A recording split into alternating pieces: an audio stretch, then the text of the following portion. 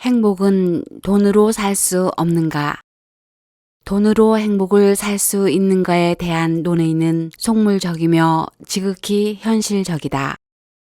돈이 많다고 행복한 것은 분명 아니다.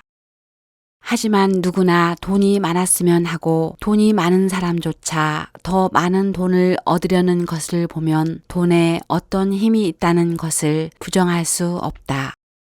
부와 가난을 모두 경험한 입장에서 보면 돈이 상당 부분 행복을 살 수 있게 만드는 것은 사실이다. 모든 행복을 살 수 없을 뿐이지 대부분의 행복을 살 수 있다. 사람은 그 대부분의 행복을 유지하는 것도 힘들기에 돈의 힘이 절실히 필요하고 돈으로 살 수 없는 행복에 대해선 나중에 해결하리라 기대하며 우선 돈부터 벌려고 한다. 결국 이 질문에 대한 대답은 둘 다 맞다. 나는 부자이면서 불행한 사람도 만나봤고 가난하면서 행복한 사람도 만나봤다. 가난이나 부는 행복의 기준이 분명 아니다. 그러나 돈의 가치를 이해하면서 행복의 방법을 터득한 사람에게는 돈이란 어마어마하게 행복을 줄 수 있는 도구다. 돈은 나에게 나 스스로를 위해 사용할 수 있는 인생의 시간을 준다. 돈은 내가 건강할 수 있도록 지나친 노동에서 벗어나게 하고 적정한 영양과 휴식을 마련해 준다. 돈은 가족 간의 재정적 문제로 인한 긴장 상태를 쉽게 해결함으로써 스트레스를 줄여준다. 많은 사람들이 돈으로 행복을 살 수 없다고 이야기하며 돈에 대한 욕망을 멈추라고 조언한다. 그 조언자 중에 실제로 막대한 부를 가졌던 사람은 극히 드물다. 사실 돈으로 행복을 살 수 없다는 말은 돈에 대한 잘못된 이해에 기초하고 있다. 돈이 얼마나 있으면 행복하느냐는 관점이 아니라 돈을 어떻게 사용하느냐에 대한 관점으로 바꿔야 맞는 질문이다. 스스로 만족할 줄 알고 사회와 이웃에 기여할 수 있는 현명한 삶을 배운 사람이라면 돈이 많을수록 행복해질 수 있다. 여전히 돈은 행복을 줄 수 없다고 말하는 사람들은 돈을 잘못 이해하고 잘못 사용해서 그럴 것이다. 물론 돈은 우리를 일반석에서 비즈니스석이나 1등석으로 옮겨주고 은박지 덮인 치킨 대신에 캐비어와 버섯 요리를 먹을 수 있게 해준다.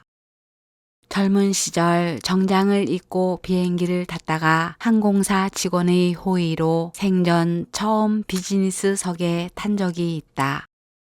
그 이후로 몇 년을 아무 불평 없이 타고 다니던 일반석이 힘들게 느껴진 적이 있다. 증가된 갈망은 인생의 소소한 행복을 느끼는 감각을 막아버린다. 그래서 더 고급을 찾고 안락함을 유지하려 하며 그다지 필요 없는 회원 등급 유지를 위해 불필요한 소비를 하기도 한다. 이런 측면으로 본다면 돈은 우리를 행복하게 만들기는커녕 오히려 불행하게 만드는 것 역시 사실이다.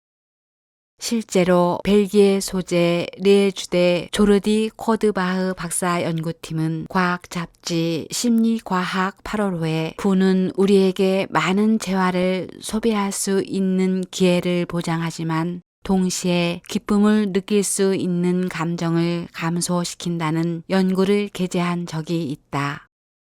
이 연구대로라면 돈으로 행복을 살 수 없다라는 다수가 공감하지만 증명되지 않은 일반적 통설을 뒷받침하는 결과로 보인다.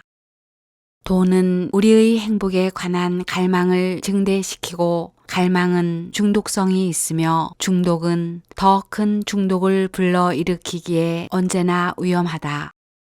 돈이 점점 많아지면 새 차나 새 집이 주는 즐거움의 기간이 현격하게 짧아지는 것도 사실이다. 내가 생각하는 돈으로 행복을 사는 몇 가지 노하우를 공개하고 싶다. 일단 돈으로 무엇을 사고 싶다면 상품이나 물건보다 경험이나 지식을 사라. 모든 물건은 그것이 집이든 차든 고급 가방이든 소유한 지 얼마 되지 않아 매력을 잃기 마련이다. 별장이나 요트는 놀러가기 멀고 사용하기 번거로워 친구들이 이용하게 되며 가방은 1년만 지나도 중고처럼 보인다. 게다가 나보다 더 좋은 차나 더 좋은 집을 가진 사람을 만나면 자랑은 고사하고 창피해지기 마련이다. 할리우드 로데오 거리에 가면 모든 명품이 엄청난 가격에 팔리고 있다. 세상에 비싸다는 것들은 모두 이곳에 모인 듯하다. 그런데 이런 물건이 삶에 꼭 필요한 것은 아니다. 오히려 필요하지 않은 무엇을 살 수 있다는 것을 자랑하기 위해 비싸게 책정된 상품일 뿐이다. 반면 캘리포니아 하늘의 색깔이나 날씨는 공짜지만 더없이 아름답고 따뜻하다. 캘리포니아에서 가장 값진 것은 공짜이고 없어도 사는데 전혀 지장 없는 로데오 거리의 상품은 가장 비싸다. 나는 비행기 요금에 많은 돈을 쓴다. 부모님의 오랜 친구분들을 초대해 모셔오거나 조카나 친구들을 초대해 여행하는 일은 그랜드 피아노를 사거나 스포츠카를 사는 것보다 재미있고 보람있다. 이렇게 경험이나 감정은 물질적 만족보다 깊은 행복을 준다. 필리핀에서 사온 물건들은 뭐였는지 기억도 없지만 세부의 푸른 바다와 그에 어울리는 하늘색 그리고 해변 의자에 비스듬히 기대어 아무 생각 없이 바라보던 곳에서 동네 아이들이 바다로 뛰어들던 모습은 잊히지 않는다. 경험은 감정을 불러일으키지만 물건은 적응이 되어 기억 속에서 사라지기 때문이다. 여행이나 교육 과정에 참여하는 것은 사진 몇 장만 가지고도 두고두고 자랑이 될 수 있다. 또한 비록 이기적인 이유라도 이타적으로 행동하는 방식을 통해서도 많은 기쁨을 누릴 수 있다. 내가 굳이 선량한 사람이 아니라도 남을 돕는 것 자체가 기쁨이 되기도 한다. 누군가를 돕는다는 것은 반드시 도움을 받는 사람을 위하지 않더라도 그 행동을 하는 나 자신에게서 충분히 즐거움을 느낄 수 있기 때문이다. 점심을 얻어먹기보다 사줄 때 마음이 편하고 행복한 사람들이 있다. 베푸는 것이 훨씬 행복하기 때문이다. 한 번은 옆 테이블에서 휴가받은 군인 6명이 식사를 하고 있었다. 몰래 직원을 불러 계산을 해놓고 웃으며 지켜봤다. 식사를 마친 군인들이 각자 지갑을 꺼내 들고 카운터로 갔을 때 누군가 음식값을 지불했다는 것을 알고 일제히 두리번거리며 누가 계산을 했을까 찾고 있을 때 모른 척 밥을 먹는 기분은 더없이 좋았다. 이민 때문에 군대를 가지 않아도 되었던 사람이 젊은 군인들이 밥값 정도 내주는 것은 의무이자 채무처럼 느껴진다. 돈이 있더라도 이 둘 다 갚을 방법이 없지만 누군가에게 인색해 보이지 않으려 냈던 많은 밥값보다 훨씬 가치 있고 행복했다. 인간은 사회적 관계를 통해 다른 사람과의 관계를 좋게 만들면 행복해진다. 좋아하는 사람이나 좋아하고 싶은 사람에게 밥을 사는 일은 어떤 사치보다 싸고 효율적인 지출이다. 겨우 밥값으로 좋아하는 사람과 즐겁고 행복한 시간을 가질 수 있기 때문이다. 나는 내가 부자가 되어 누리는 행복 중에 비싼 시계를 산다든지 특이한 스포츠카를 사는 것에서 느끼는 행복보다 훨씬 작은 그리고 자주 있는 소소한 지출에서 행복을 느낀다. 마켓에 들려 꽃 화분 몇 개를 한꺼번에 산다든지 책방에서 가격표를 보지 않고 마음껏 책을 들고 올 때 부자로서 가장 행복을 느낀다. 작은 행복을 자주 느끼는데 돈을 지출하는 것이 더 좋은 방법이다. 무엇보다 부자로서 짜릿한 기쁨을 느낄 때는 부자라도 부자로 살지 않을 때다. 사람들이 느끼는 보편적인 행복이 가장 큰 행복일 때가 많다. 가방을 둘러매고 대중교통을 이용하며 요즘 유행하는 영화를 보고 근처 공원에 들리는 일이다. 이러한 행복은 양쪽 경계를 왔다 갔다 할 수 있다는 자긍심을 주고 스스로 돈 아래 있는 것이 아닌 돈 위에 있음을 공고히 하는 행위다. 자연히 행복이 증가될 수밖에 없다. 행복은 현재 우리의 상황이나 환경 때문이 아니라 이미 우리 안에 내재되어 있다. 돈은 이것을 보완할 뿐이다. 돈이 행복을 주진 않지만 돈이 행복을 도울 수는 있다. 내가 돈을 주인으로 모시지 않고 돈이 나를 주인으로 모시게 만든다면 돈은 얼마든지 우리를 행복하게 만들 수 있다. 소득을 10배로 올리는 방법. 지난 여름 어느 강연에 갔더니 부모들이 초등학생 아이들까지 모두 데리고 참석해 있었다. 20년 만에 찾아온 무더위로 강연장 내부는 짜증으로 가득했다. 강연 시간이 낮 2시라 꾸벅꾸벅 조는 사람이 많아 강연하기에 최악의 조건이었다.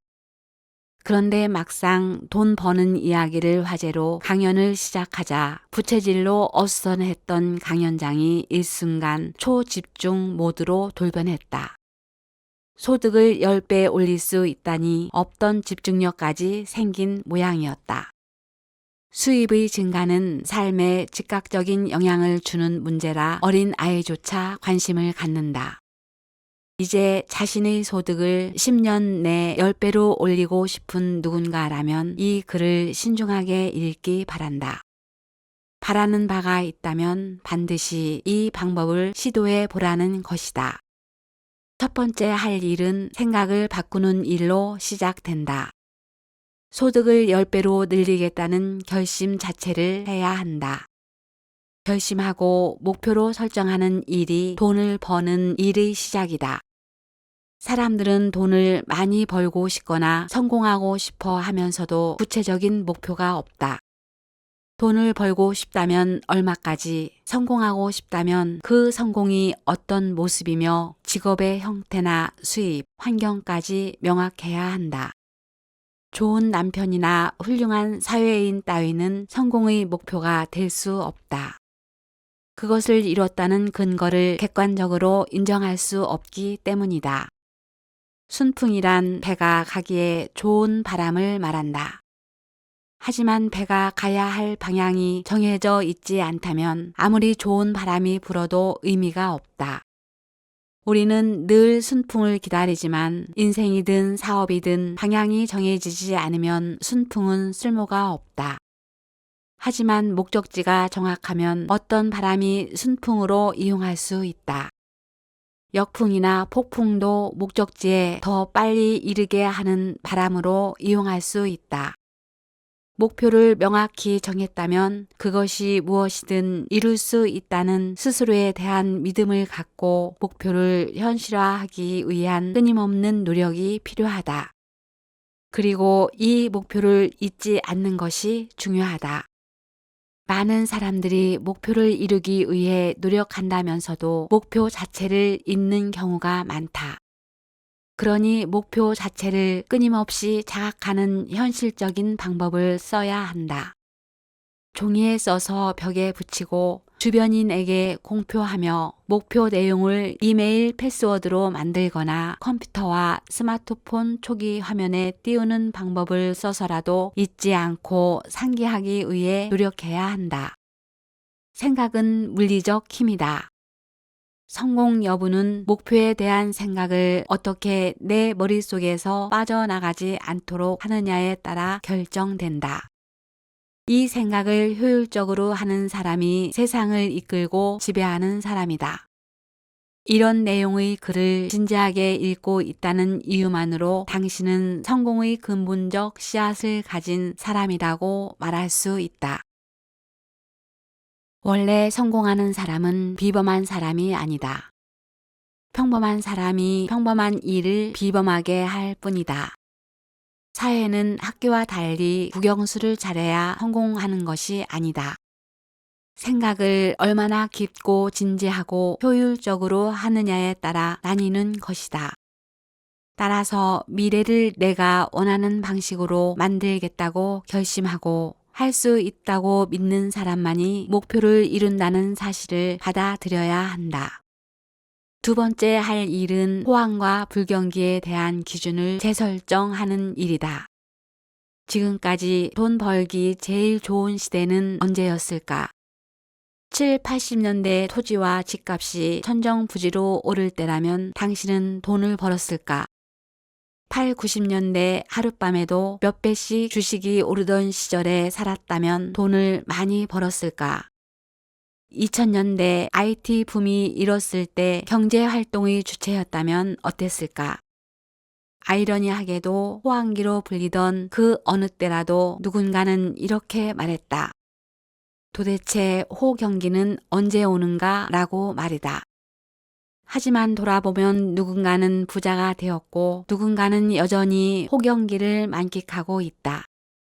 또 어떤 사람은 엄청난 돈을 벌었으며 누군가의 기업은 초고속 성장을 이뤘다. 역설적으로 가장 돈을 벌기 좋은 시절은 언제나 지금이다. 생각은 경기보다 우선한다. 호경기는 돈 벌기 가장 좋은 시기다. 생각을 바꾸면 불경기 역시 돈 벌기 좋은 때다. 오히려 불경기에 돈을 벌면 상대적 자산 가치가 높아져 더 많은 돈을 버는 것이다.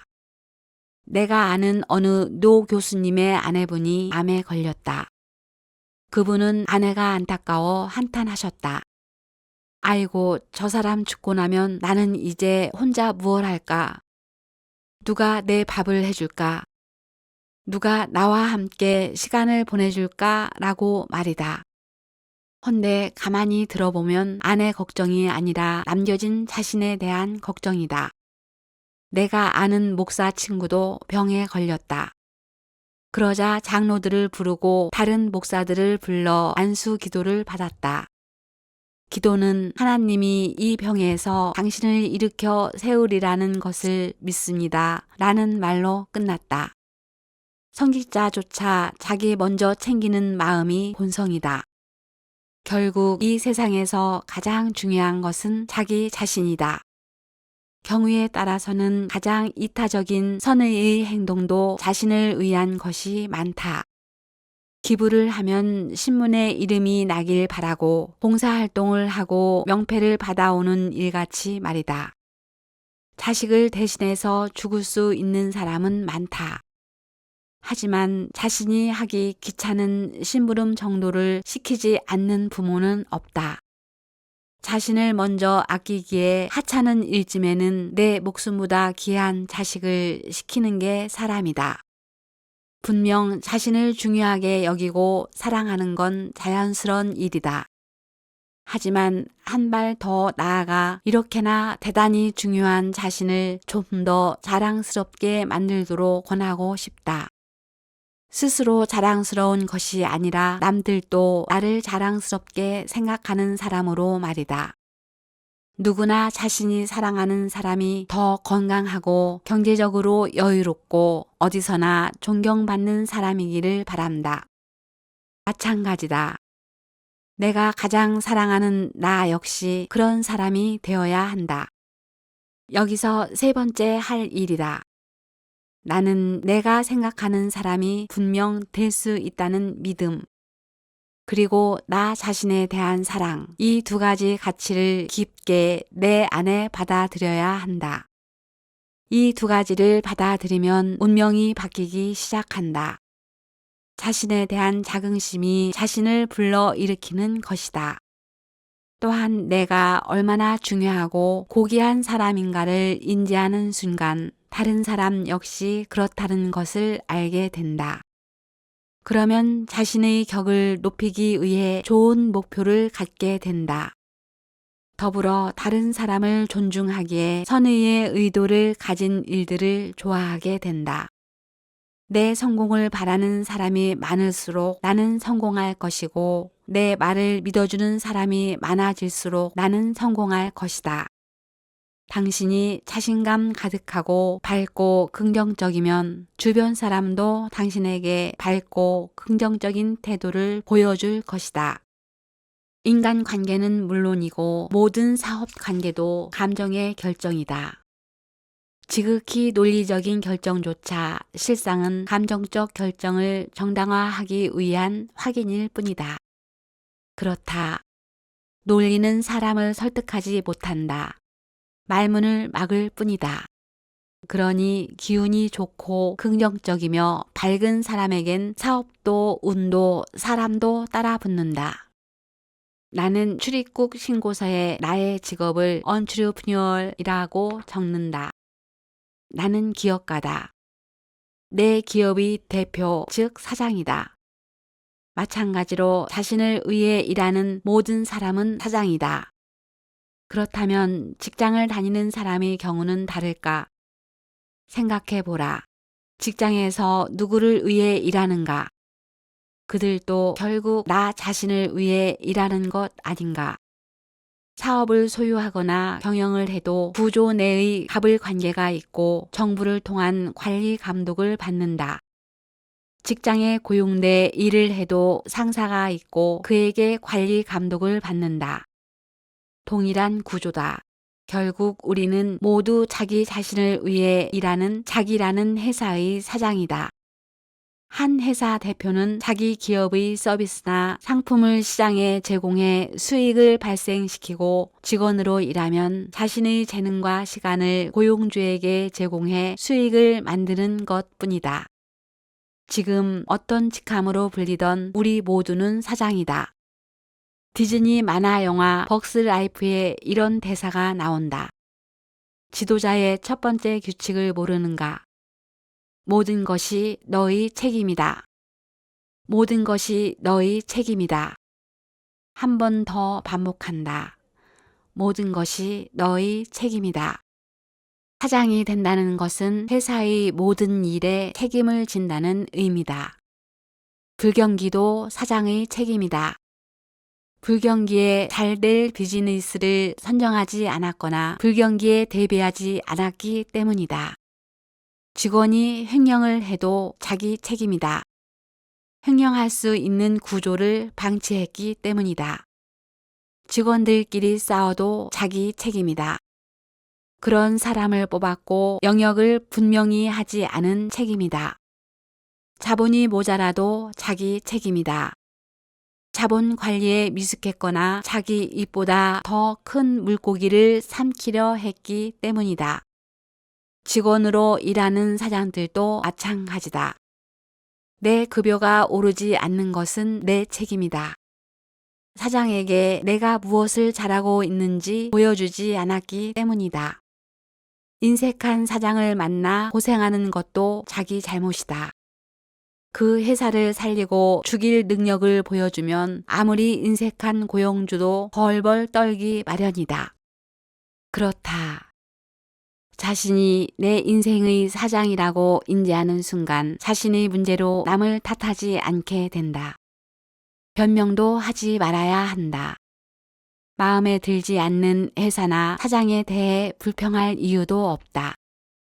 뭔가 마음에 들지 않는다면 사장인 여러분 자신이 직접 그 문제를 해결해야 한다. 무엇이든 달성하고 싶은 목표가 있으면 자신 스스로 달성하는 것이다. 아무도 내 문제를 해결해 줄 사람은 없다. 어느 날 갑자기 내가 재벌 2세가 되는 일 따위는 일어나지 않는다. 동쪽에서 기인이 나타나지도 않는다. 모든 일은 내가 직접 해결해야 한다.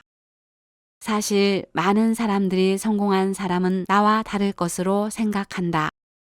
때때로 나 역시 일반 사람과 다를 것으로 생각하는 사람을 보곤 한다. 하지만 나는 불과 12년 전까지 40도가 넘는 텍사스 땡볕에서 에어컨도 나오지 않는 시보레 박스 트럭에 한쪽 팔을 태워가며 사과를 실어 나르던 이민자에 불과했다. 내가 아는 수많은 자수성가한 사람들 역시 별반 다를 것 없는 사람들이다. 다른 점이 있다면 효과적으로 성공하는 방법을 알고 있다는 것이다. 단순히 성공하고 싶다는 소망만 품은 것이 아니라 구체적 목표와 함께 이룰 수 있다는 자기 자신에 대한 믿음을 품고 죽기 살기로 노력한 사람들일 뿐이다. 성공도 기술이다. 성공하지 못하는 사람은 성공하지 못할 이유를 가지고 핑계를 준비하고 있다. 너무 작은 목표에 만족하거나 쉽게 포기한다. 건강 문제, 학교, 불경기, 나이, 성별, 가족 문제를 들먹이며 핑계를 준비해 놓는다. 내 탓이 아니라 남이나 사회 탓으로 자신의 초라함을 가리려 하지만 이 세상에 성공하지 못할 이유란 없다. 유일한 이유라면 그것은 그의 마음일 뿐이다. 마음을 바꾸면 모든 일이 바뀌기 시작한다. 자기 자신을 믿는 순간 세상은 우리를 위해 일어선다. 무언가 배울 시간이 없다면 집에서 책을 읽으면 된다. 회계학이 궁금하면 회계학 책을 20권 정도 읽어보라. 물리학 역시 그렇게 해보라. 나는 엑셀도 코렐드로우도 하물며 농사도 그렇게 배웠다. 성공하고 싶다면 닮고 싶은 그 사람을 찾아가 물어라. 나보다 뭔가 잘한 사람이 있으면 만나자고 부탁하고 찾아가라. 선배면 더 좋고 후배라도 부끄럼 없이 배워야 한다. 성공 비결이 뭡니까? 라고 물어보라. 놀랍게도 거의 대부분 기꺼이 자신의 이야기를 들려줄 것이다. 묻기만 해도 지름길을 알려줄 텐데 지도를 들고 동서남북을 찾으며 세상을 사는 사람이 너무 많다. 이제 여러분이 내일부터 새로운 소망을 가지고 그 결심을 이루기 위해 도전한다면 결과는 두 가지뿐이다. 성공하거나 실패하는 것이다. 성공하면 그 길로 계속 가면 된다. 만약 실패해도 좀 더 현명한 사람이 되어 다시 도전하면 된다. 손해볼 것은 아무것도 없다. 성공했거나 더 현명해졌을 뿐이다. 단지 행동하지 않을 때만 손해가 있을 뿐이다. 지금 즉시 목표를 정하고 행동으로 옮기기 바란다. 오늘 하지 않는 사람은 앞으로도 하지 않을 가능성이 90%다. 즉시 해야 한다. 총각 내 야채 가게를 운영하는 이영석 대표는 즉시 반드시 될 때까지 라는 문구를 셔츠에 박아서 입고 다닌다. 즉시 실행하는 사람이 모두 성공하는 것은 아니지만 성공하는 사람치고 즉시 행하지 않는 사람은 없다. 그리고 습관이 되어야 한다. 이런 습관은 10년에 걸쳐 이룰 성공을 단 3년으로 단축시킬 수도 있다. 또 다른 제자 중에 조스 떡볶이와 바르다 김 선생을 운영하는 나상균 대표는 바르다 김 선생을 런칭할 당시 그 김밥집이 어떻게 생겼는지를 하나하나 상상의 그림으로 그려보기까지 했다. 햇빛의 질감과 직원들의 대화 소리, 참기름 냄새, 분주하며 행복한 고객들까지 하나하나 세세하게 상상했다고 한다. 나 역시 2005년도 여름 휴스턴의 첫 번째 스노우폭스 매장을 오픈하던 그날 저녁 미국 지도를 펼쳐놓고 형광펜으로 점 300개를 찍었다. 미국의 대형 도시마다 점을 찍었다. 다음 날이나 주말, 다음 달이 아닌 바로 그날 밤에 300개의 점을 찍으며 300개 매장을 가진 사업가로 나 자신을 만들기로 결심한 것이다. 그리고 상상했다. 점포가 300개면 어떤 계약 내용이 있어야 할 것이며 본사는 어떻게 생겼고 유니폼과 메뉴의 포장 모양, 더불어 내가 어떤 태도로 사업을 해야 할지 세세히 상상했다. 그리고 미국 전체를 먹기로 생각했다. 나는 과일 하나를 따러 미국에 온 사람이 아니라 나무 전체를 뽑을 작정을 하고 미국에 온 사람이었기 때문이다. 나는 생존하기 위해 사업을 하는 것뿐 아니라 내 인생의 자유를 얻기 위해서 사업을 하기로 작정했다. 나의 삶은 나의 생각에 의해 만들어지는 것. 바로 이 점이 인류 역사상 가장 위대한 발견일 것이다. 위대한 현인들이 남긴 생각에 대한 표현에도 그 점은 나타나 있다. 그렇다. 호아킨의 말대로 생각은 공짜다. 다행히도 이 세상에 정말 고귀한 것은 대부분 공짜다. 행복하고 돈 많은 성공한 사람 대부분은 자신이 원하는 것을 어떻게 하면 얻을 수 있는지 생각하는데 주로 시간을 쓴다. 실제로 내가 만나본 많은 이들이 그랬다. 지금보다 더 많이 벌 수 있는 방법이나 가족의 건강 또는 자신이 원하는 건물, 사업체, 권력에 대해 거침없이 이야기하며 그것을 이룰 방법을 찾고 있는 것을 확인할 수 있었다. 남에 대한 이야기가 아닌 자신에 대해 이야기했으며 그 일을 이룰 방법을 찾고 있었다. 분명 할 수 있다고 생각하고 있기에 어떻게 이룰 것인가를 골몰하게 생각했다. 그러니 누군가와 의견을 나누고 묻고 해결하려 든다. 설령 누군가 안 된다고 해도 거들떠 보지 않는다. 오히려 매번 부정적인 사람과는 절교도 서슴지 않는다. 그들은 이미 알고 있기 때문이다.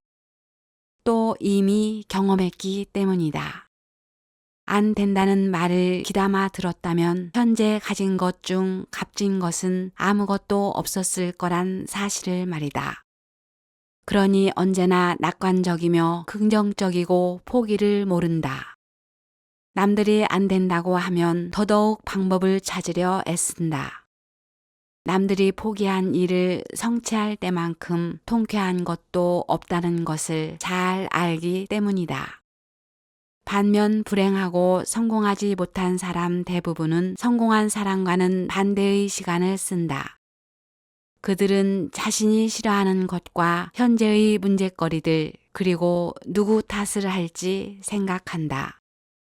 사회를 욕하고 정치인을 나무라고 특정 연예인 흉을 보거나 친구들을 조롱한다.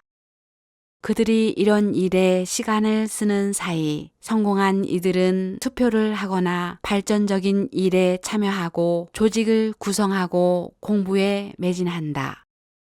결국 성공한 사람은 미래를 어떻게 만들까 생각하고 불행한 사람은 누가 나에게 상처를 주었는지 생각한다. 인종차별주의자는 가진 것이 혈통밖에 없고 여성차별주의자는 가진 것이 고추밖에 없고 국수주의자들은 가진 게 조상밖에 없고 실패한 사람은 왕년을 들먹거린다. 그들에겐 가진 것이 과거밖에 없기 때문이다. 이제 마음속 생각의 위대한 능력을 믿기 바란다. 마음에 떠도는 생각과 저 먼 우주 끝에 있는 별은 모두 똑같은 우주 에너지로부터 생겨난 것이다. 개인의 가치는 우주의 모든 가치와 같고 한 사람의 생각의 힘은 저 우주의 모든 힘과 같다. 우리의 생각, 말, 행동은 그것이 무엇이든 긍정적이든 부정적이든 자신의 업을 만들고 운명을 만든다. 썩은 나무로는 조각을 할 수 없다. 인생의 목표가 없고 자신을 믿지 않으면 꿈으로 그 사람을 바꿀 수 없다. 자신의 가치가 저 모든 우주만큼 가치 있다는 것을 알게 되면 결코 함부로 인생을 살지 않는다. 내가 원하고 원하는 모두를 가질 수 있다는 것을 알면 스스로 생각하는 능력을 가진 내 존재가 얼마나 위대한지를 알기에 함부로 내버려 둘 수 없다. 따라서 항상 밝고 한결같이 성실한 사람이 되며 무언가를 위해 끊임없이 공부하고 노력하는 사람이 되라. 그렇게 할 때 당신은 미래지향적으로 변할 것이며 과거에 연연해 후회하거나 과거를 탓하거나 과거를 자랑하며 보내지 않게 될 것이다. 미래에 어떤 이와 살 것이며 어떤 집에 살고 어떤 일을 하며 얼마만큼의 돈을 벌 것인가를 생각하라. 만약 자신의 수입이 지난 해와 같고 3년 전과 차이가 없으며 5년 전과 별반 다르지 않다면 지난 시간 미래를 그리기보다 과거에 집착하며 살았다는 증거다. 지난 5년간 그 어느 것도 오늘을 바꾸기 위해 한 일이 없다는 증거다. 반면 지난 5년보다 더 많은 것을 가졌거나 더 행복해졌다면 그 가치나 행복은 우연이 아니다. 그것을 소망하고 원하고 노력했기에 바뀐 것이다. 현재 자신의 상황을 알려면 과거 행동을 돌아보면 된다. 미래 자신의 상황을 알고 싶으면 지금 내 행동을 살펴보면 된다. 이제 생각하는 능력을 가진 나 스스로가 얼마나 위대하고 사랑스러운가를 기억하라. 그리고 목표를 향해 끊임없이 노력하라. 절대로 흔들리지 말라. 끝까지 계속하라. 절대로 포기하지 마라. 지금 이 순간 이것보다 내게 가치 있는 일은 없다. 당신이 갖게 될 전체 부의 측정법. 수각 이론. 수각은 돌로 만든 조형물로 흐르는 물을 담는다. 산사에 들어서면 수각을 흔히 볼 수 있다. 산에서 흐르는 작은 물줄기를 대롱에 연결하면 한 방울씩 떨어진 물로 돌그릇은 가득 찬다. 산 중턱까지 헐떡이며 올라갔다 갈증이 턱까지 찰 때쯤 한 바가지 떠 마시는 그 물맛은 어디에도 비할 수 없다. 부처님 모신 법당이 마음을 다스리는 곳이라면 절간 옆 수각은 몸을 다스리는 최고의 장소다. 산사마다 샘이 흐르는 곳이면 이런 수각을 만들어 놓는다. 수각은 작은 그릇만한 것부터 사람이 들어갈 만큼 커다란 크기까지 다양하다. 강원도 영월 보덕사와 충남 홍성 용봉사에는 2단 수각이 있다. 위쪽의 물은 차를 끓이거나 마시기 위함이고 아래쪽 물은 쌀을 씻거나 과일을 씻는 용도로 쓰인다. 수각이 클수록 모이는 물의 양도 많고 자연히 많은 사람들이 동시에 마시기에 충분할 정도다. 크기가 작은 경우라도 몇 사람쯤 충분히 마실 수 있다. 수각 이야기를 꺼낸 이유는 사람마다 각기 다른 부에 대한 생각을 가장 적절히 설명할 수 있기 때문이다. 많은 사람들이 부를 다루는데 미숙한 나머지 많은 돈을 벌어도 모이지 않거나 사라져 결국에는 망하는 일을 심심치 않게 본다. 어떻게 부자가 될 수 있는가에 대한 물음은 있으나 얼마큼 부자가 될 수 있는가에 대한 질문에는 관심을 갖지 않는 탓이다. 분명한 것은 부의 크기는 자신이 빚어놓은 크기에 따라 결정된다는 사실이다. 마치 수각의 크기처럼 말이다. 심한 가뭄에도 수각을 크게 만들어 놓았다면 더딜지라도 결국 물은 한가득 차게 마련이다.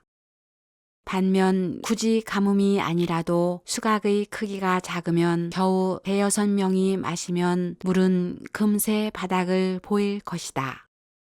돈도 마찬가지다. 아무리 많은 돈을 벌어도 마음속 부의 수각이 작으면 항상 돈이 모자라거나 고만고만한 통장 잔고가 유지될 뿐이다. 조금만 경기가 나빠져도 돈을 빌려야 하는 상황에 처하게 되거나 아무리 적은 비용이라도 집안에 돈이 필요하게 돼 여기저기 손을 벌려야 하는 형국이 된다. 사실 급하게 부자가 되면 졸부티가 난다. 부자가 된 상황을 유세라도 하듯 알리고 싶으니 사치를 일삼고 고급 승용차를 끌며 명품 두르기에 바쁘다. 행동과 품위는 뒤로 한 채 부자의 상징을 두루 갖추려 들기 때문이다.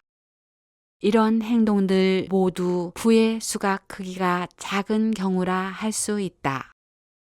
물론 부의 수각을 키우는 일은 어렵다. 하지만 분명 누구나 그 크기를 키울 수 있다. 첫째, 내가 원하는 것과 필요한 것을 구분해 물건을 사는 습관이 필요하다. 사람은 흔히 원하는 것을 필요한 것으로 착각한다. 고급 자동차는 원하는 것이지 반드시 필요한 것은 아니다. 비싼 요리와 고급 와인은 원하는 것이지 필요한 것이 아니다. 화려한 정원과 고급 대리석 집은 원하는 것이지 필요한 것이 아니다. 고급 시계는 원하는 것이지 필요한 것이 아니다. 명품 가방도 마찬가지다. 이렇듯 모든 비용을 원하는 것과 필요한 것으로 구분해 지출하게 되면 부의 수각은 몇 배로 커진다. 둘째, 이자의 무서움을 아는 것이다. 사업으로 큰 돈을 벌거나 장사로 많은 돈이 들어오기 시작하면 은행 이자를 가볍게 생각한다. 지점장이 찾아오거나 은행 창구를 거치지 않고 따로 마련된 룸으로 안내되니 그 재미가 쏠쏠하다. 그렇게 은행을 우습게 보기 시작한다. 돈을 빌리고 내는 4~5%쯤의 이자가 우습고 내 돈 넣어 1%도 안 되는 이자 받는 일을 가소롭게 여긴다. 결국 돈을 함부로 빌리거나 투자를 해도 위험성이 큰 자산에 몰아넣는다. 은행 이자 0.25% 차이가 얼마나 무서운지 모르거나 내가 이자로 주는 돈 5%가 얼마나 큰 돈인지 이해하지 못하면 모든 재산은 결국 은행이 가져가게 되어 있다. 사업으로 많은 돈을 번다는 건 그만큼 위험도 크다는 뜻이다. 그러나 사업이 언제나 호경기일 수 없는 노릇이다. 반면 원금이 보장되는 은행 상품은 그 이율이 작아도 손실이 없다. 장기적 관점에서 자신의 수입을 안전지대로 옮겨놓는 일에 깊은 관심이 필요한 이유다. 이 두 가지만 정확히 알아도 당신의 수각은 다른 사람보다 100배 이상 커진다. 그렇게 수각을 키웠다면 물이 찰 때까지 오롯이 기다려야 한다.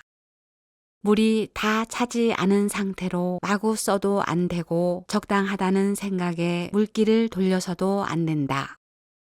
수각을 모두 채운다는 건 수각에 들어오는 물보다 퍼내는 물을 적게 한다는 뜻이다. 저축을 하고 부채를 완전히 없애고 세금이 밀리지 않게 하며 들어오는 돈보다 나가는 돈을 적게 만들어 생활해야 한다. 몇 번을 강조해도 지나치지 않다. 결코 수각에 들어오는 물보다 흘러내보내는 물이 많아서는 안 된다.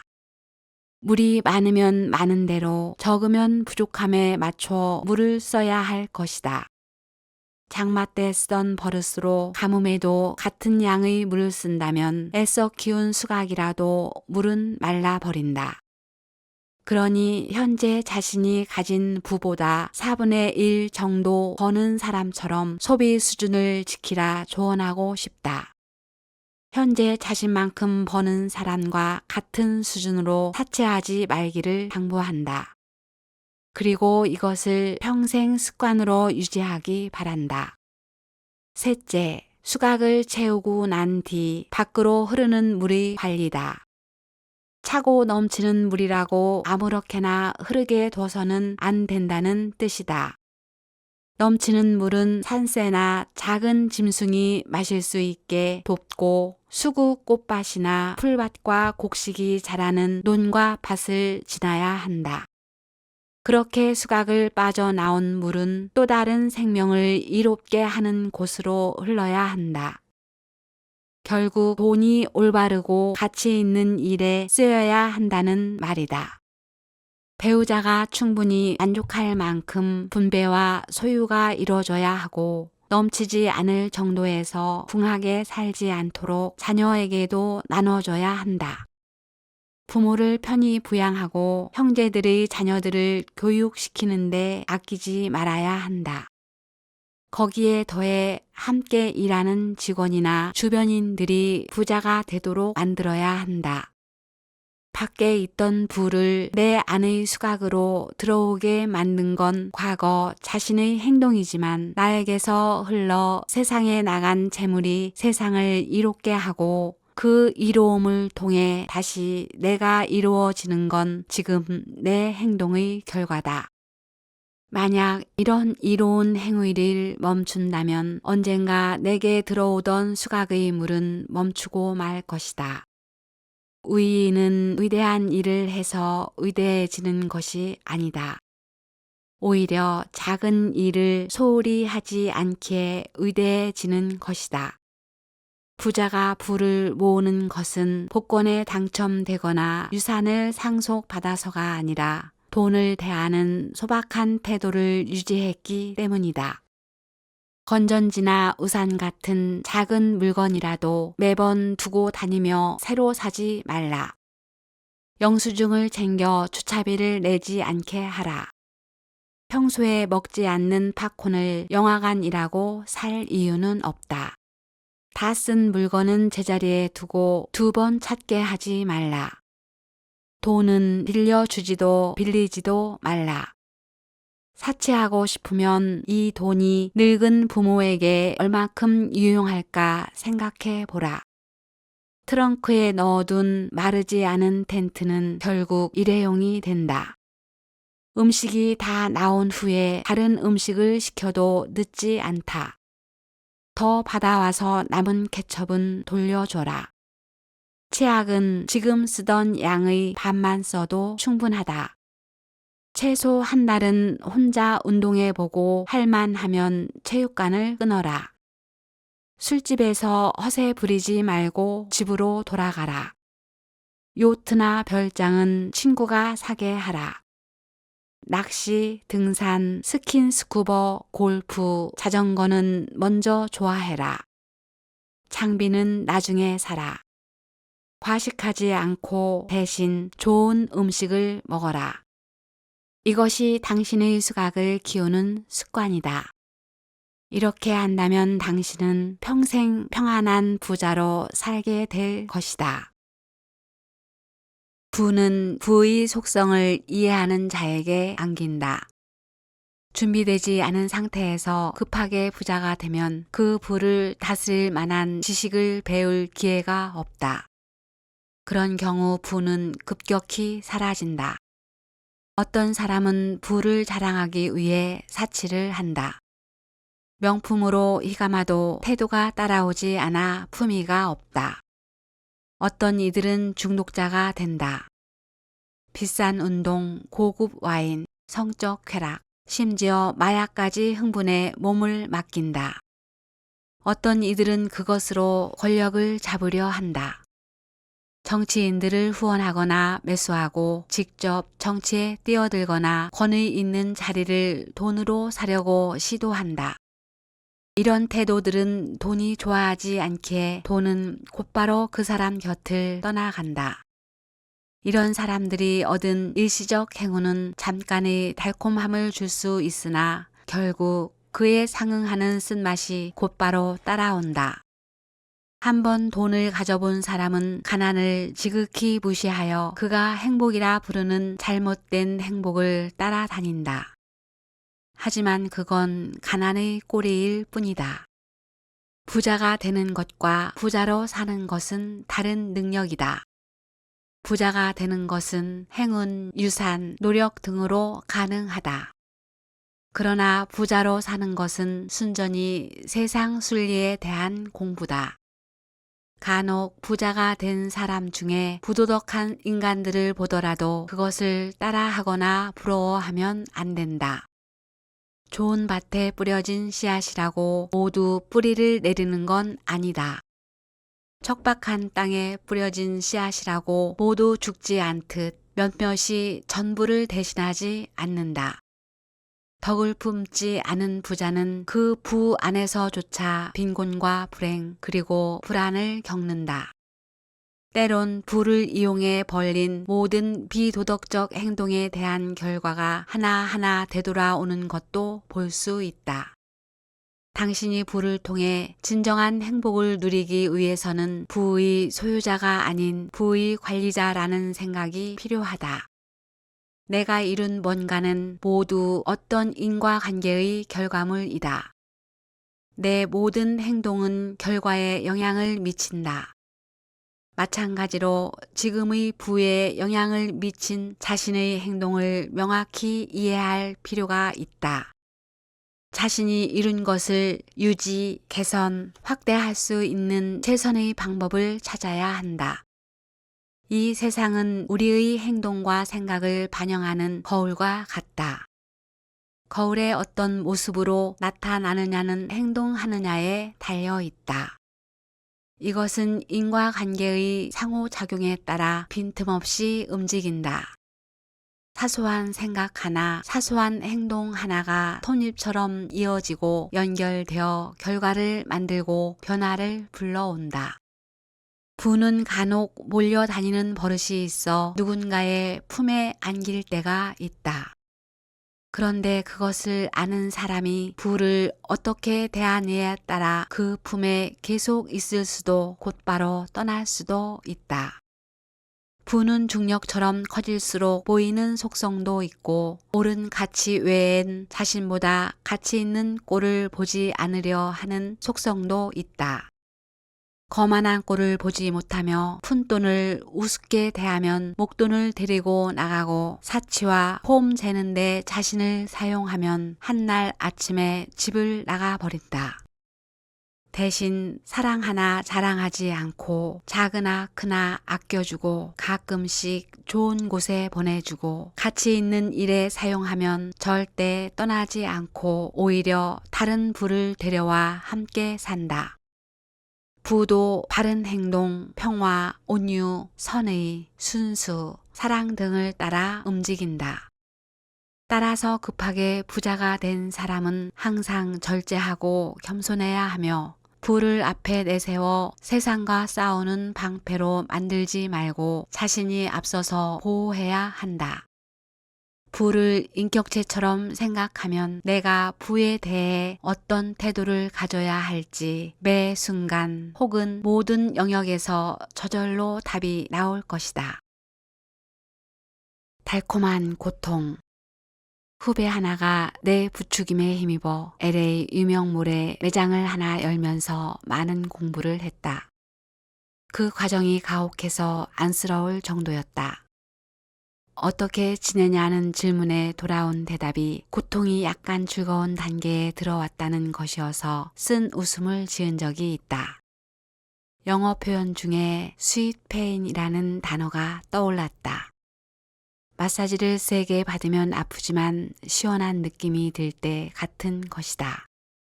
고통은 일정하게 찾아오면 익숙해진다. 가끔 조카 딸들이 드문드문 자란 수염을 뽑겠다고 덤비는 일이 있는데 처음엔 정신이 번쩍 날 정도로 따갑다가도 익숙해지면 잠을 잘 정도가 된다. 모든 고통은 이처럼 익숙해진다. 때론 익숙한 고통이 쾌락이 되기도 한다. 어려운 일이 계속 이어지면 처음은 놀라고 고통스럽지만 시간이 지나면 할만하다는 생각도 들고 자신감도 생긴다. 여러 번 망해보면 창피스럽긴 해도 나름 이력이 붙기 마련이다. 사실 실패에 대한 고통보다 무언가 최선을 다하지 못한 고통이 몇 배 더 클 때가 있다.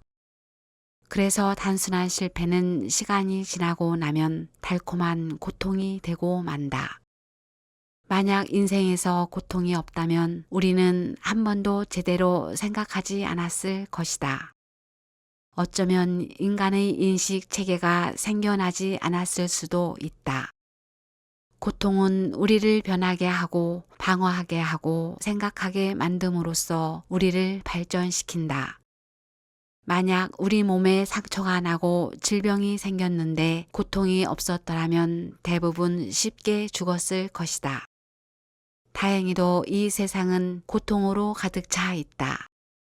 그리고 다행히 그것을 이겨내는 일들로 가득 차 있다. 대부분의 성공한 사람은 어제를 힘들게 보냈다. 그리고 오늘도 힘들게 보낸다. 내일도 고통스러울 것을 알지만 모레는 아름답다고 믿는다. 그러나 어제도 오늘도 힘들었던 많은 사람들이 내일이 무서워 고통을 받아들이지 못하고 오늘 끝내고 만다. 인생에서 쉽고 편하게 이루어진 성공이란 없다. 그런 성공은 아직 성공이 아니기 때문이다. 그래서 남이 주거나 상속받은 성공은 끝이 좋지 않은 것이다. 모든 참된 성공은 고통과 시련을 통해 강해지고 결속되며 가치를 지니게 된다. 애벌레가 번데기에서 탈피하지 않고서는 나비가 될 수 없다. 이 우주 안에서는 그 어떤 것도 직선으로 움직이지 않는다. 누구든 흔들리며 간다. 빛조차도 중력을 벗어나지 못하고 휘어져 다니듯 누구든 고통을 벗어나 살아갈 사람은 없다.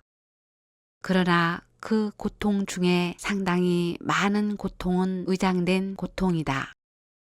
심리학자 어니 젤린스키가 말했듯 걱정의 40%는 절대 현실로 일어나지 않고 걱정의 30%는 이미 일어난 일에 대한 것이다.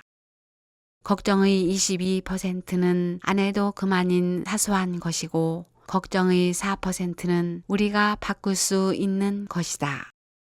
나머지 4%는 우리 힘으로도 어쩔 도리가 없는 것이다. 불과 4% 때문에 나머지 96%까지 걱정을 더하며 사는 것이다. 의장된 고통을 제거하기만 해도 진짜 고통을 대하는 태도가 한결 가벼워지고 능숙할 수 있다. 세상은 쉽게 바뀌지 않는다. 세상을 바꾸느니 내가 바뀌는 것이 빠르고 쉽다. 정말 고통을 받고 싶지 않다면 단 하나의 방법이 있을 뿐이다. 그렇다. 당신이 생각하는 그대로다. 그러니 고통을 즐겨라. Sweet Pain. 제 꿈은 100억을 버는 것입니다. 한 강연장에서 질문을 하던 20대 초반 젊은이가 자신의 꿈은 100억 자산가가 되는 것이라고 밝히자 관중들 사이에서 살며시 웃는 소리가 났다. 기분 나쁜 비웃음은 아니었다. 다만 믿기지 않는다는 암묵적 동의에 대한 반응이었다. 나는 그 젊은이를 불러 일으켜 세우고 지금 얼마나 가지고 있는지 되물었다. 지금은 네, 저는 현재 한 푼도 없습니다. 그러자 청중의 웃음소리는 조금 더 커졌다. 이 젊은이가 대단한 허풍쟁이가 될 수도 있는 상황이었다. 나는 그대로 젊은이를 세워둔 채 이렇게 설명했다. 자, 100억을 벌기 위해서 가장 먼저 해야 할 일은 10억을 버는 일입니다. 10억을 벌기 위해서 가장 먼저 해야 하는 일은 1억을 버는 일입니다. 1억을 벌기 위해서 가장 먼저 해야 할 일은 1,000만 원을 모으는 일입니다. 그렇다면 당신은 1,000만 원을 모을 자신이 있습니까? 그 청년이 답했다. 네, 자신 있습니다. 나는 그를 연단 위로 올라오게 한 뒤 스위스 제 몬데인 시계를 풀어 채워줬다. 그리고 나중에 100억 자산가가 되면 그때 이 시계를 풀어 당신과 똑같은 젊은이가 나타나면 전해주라고 말한 뒤 내려보냈다. 뒤돌아 내려가는 그 청년의 어깨 너머 가득 찬 자신감이 보였다. 사실 모든 목표는 조각냈을 때 쉬워진다. 아무리 커다란 목표도 시작 지점에서 세분하면 도전할 만한 목표로 수정된다. 특히 돈에 관련된 목표는 더더욱 쉽다. 1,000만 원의 1,000배가 100억이다. 하지만 돈의 힘을 알고 나면 의외로 달성 가능하게 보인다.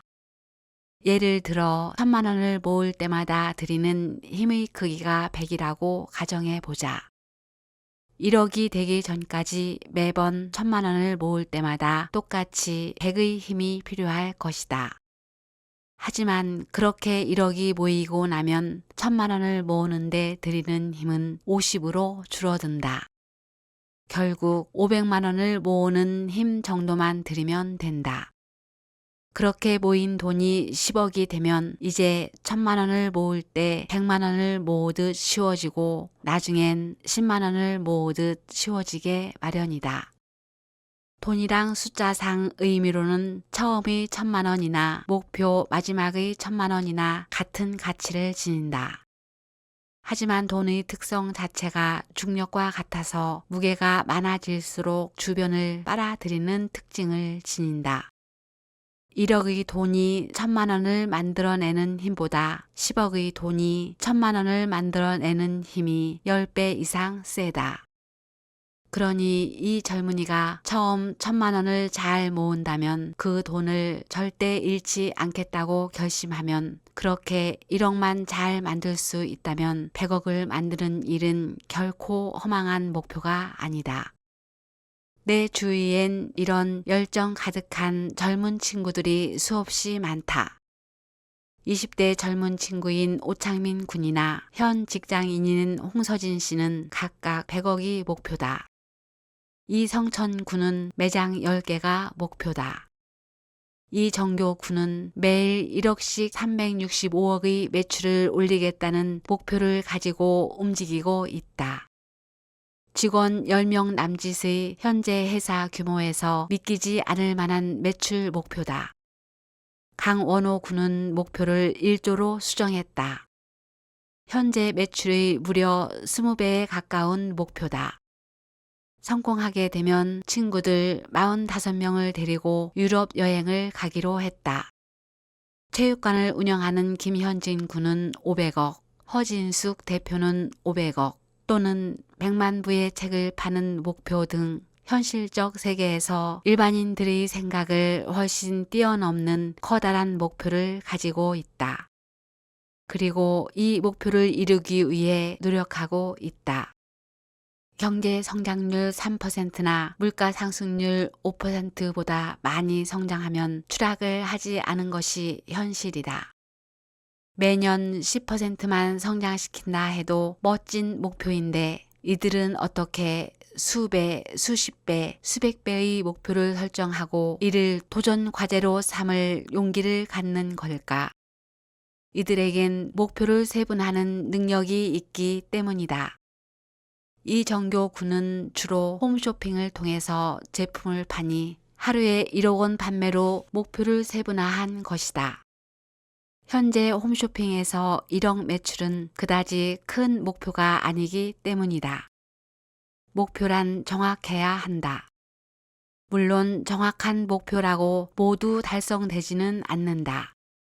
하지만 정확한 목표를 갖고 성공한 사람 대부분은 그렇게 정확한 목표가 없었더라면 성공할 수 없었을 것이라고 말했다. 결국 정확하지 않은 목표는 달성된 적이 없다. 목표가 어디에 있고 그곳에 가기 위해 매일매일 무엇을 했는지 자문해야 한다. 목표를 세분해도 도전하지 않으면 목표는 그저 꿈이다. 꿈을 실현하는 것이 목적이라면 하나하나 조각내어 부셔버려야 한다. 목표는 커도 좋다. 아니, 커야 한다.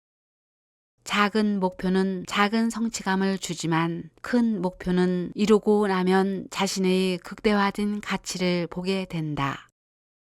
커다란 목표를 가졌다는 것은 다른 사람이 보지 못한 비전을 갖고 있다는 뜻이다. 이 목표를 이루어 나가는 순간 자신은 남과 다르다는 것을 증명하는 것이다.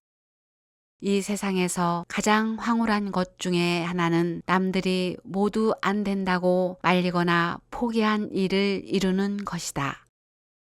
커다란 목표는 누구나 이룰 수 있는 것이 아니다. 하지만 누군가는 어딘가에서 항상 그 일을 이루고 있다.